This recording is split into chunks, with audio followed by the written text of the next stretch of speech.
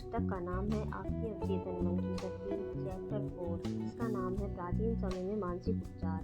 इस पाठ में लेखक हमें पुराने समय के उपचार के बारे में बता रहे हैं। लेखक ने विभिन्न धर्मों और संस्कृतियों का विशेष अध्ययन किया, जिसमें उन्होंने पाया कि पुराने समय में लोगों को एक ऐसी शक्ति पर विश्वास हुआ करता था जो यह मानती थी कि वह भयंकर से भयंकर बीमारी को भी ठीक कर सकती है, और सभी देशों के इतिहास इस विश्वास की पुष्टि भी करते हैं। और लेकिन जब यह शक्ति केवल पुजारियों और धर्म गुरुओं के पास होती थी, जिनसे वे बीमारियों का इलाज करते थे। सभी जगह अंतर केवल इतना था कि इनके तरीके अलग अलग थे, पर इनमें एक चीज बिल्कुल समान थी कि इनमें ईश्वर की प्रार्थना या आराधना शामिल होती थी। इनके अलावा लोग मंत्र, झाड़ फूक, ताबीज, मूर्तियों और अंगूठियों का भी प्रयोग करते थे। अब लेखक हमसे एक सवाल पूछते हैं कि दुनिया के सभी हिस्सों में वो बिना तकनीक के वो इलाज सफल कैसे हुए? और हाँ, इसका जवाब आसान है। इलाज इसलिए संभव हो पाया क्योंकि रोगी की उन धर्म गुरुओं और पुजारियों पर अंधे विश्वास ने उनके अवचेतन मन की उपचारिक शक्ति को आज़ाद कर दिया था। इसके बाद लेखक अनेक धर्मों और स्थानों का जिक्र करते हैं जहाँ रोगियों का इलाज किया जाता है, और यह इलाज अवचेतन मन की शक्ति से ही होता है। इसके बाद लेखक बताते हैं कि जब एक रोगी आस्था से जुड़कर अपने अवचेतन मन को सकारात्मक मैसेज देता है तो बड़ा चमत्कार होता है। अब लेखक अपने रिश्तेदार का उदाहरण देते हैं और बताते हैं जो वर्ष ऑस्ट्रेलिया में रहते हैं, उन्हें एक बार टीबी हो गया था और उनके फेफड़े खराब हो गए थे। उनके बेटे ने उनकी मदद करने का फैसला किया। उसने अपने पिता को बताया कि वो कुछ दिन पहले एक बड़े साधु से मिला था, और ये साधु यूरोप की प्रसिद्ध धर्म स्थल का प्रचारक था। उस साधु के पास एक अंगूठी थी जिसे छूने मात्र से सदियों से अनगिनत रोगियों के दूर हो रहे थे। जब उसने अपने पिता की बीमारी के बारे में साधु को बताया और उनसे अंगूठी उधार मांगी तो साधु तैयार हो गए। जब बेटे ने अपने पिता को चमत्कारी अंगूठी दिखाई तो उन्होंने झट से उनके हाथ से वो अंगूठी ले ली और उसे अपने सीने से लगाया और मन से प्रार्थना करके सो गए। और जब वो सुबह उठे तो वो पूरी तरह से ठीक हो गए थे, और रिपोर्ट के अनुसार अब उन्हें टीबी की बीमारी नहीं थी। अब लेखक कहते हैं कि इस तरह के चमत्कार होते रहते हैं।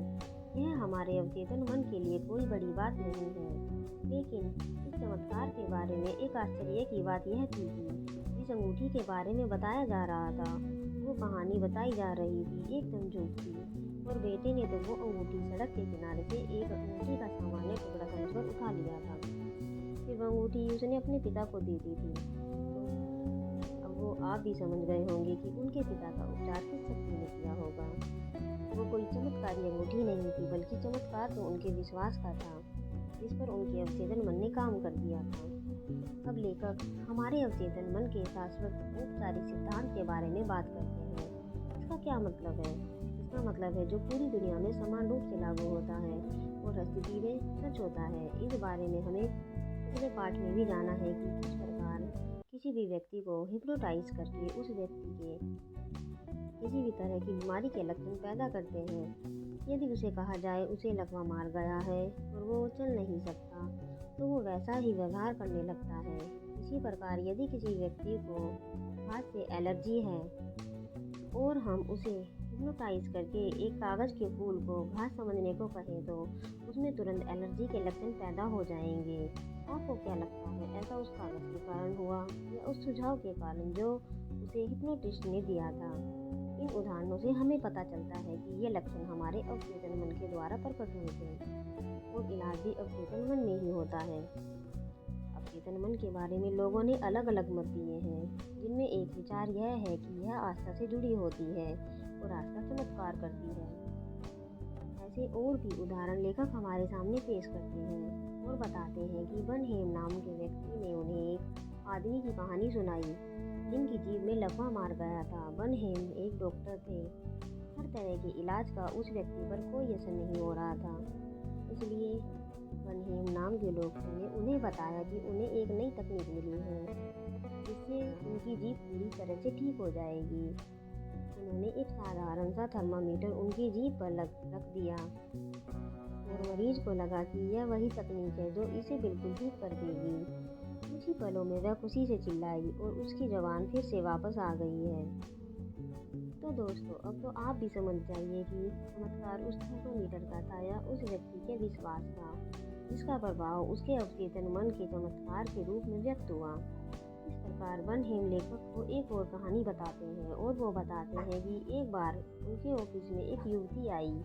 उसकी आवाज़ पूरी तरह से चली गई थी।